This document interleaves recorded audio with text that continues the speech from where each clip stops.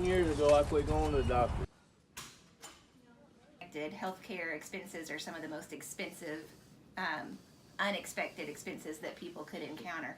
And if you don't have health insurance to help with those charges, it can absolutely bankrupt a person. And so they may find themselves unable to pay other bills, their mortgage, their rent, whatever it may be.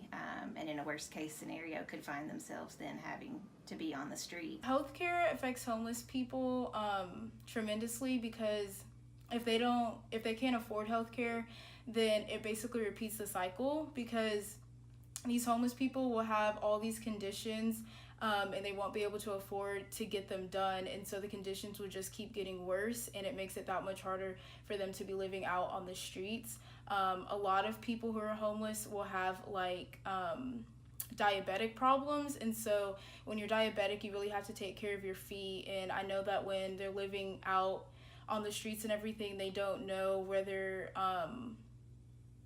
something is developing with their feet because they're walking all the time. And so a lot of the times they'll end up coming into the emergency department with a big gashing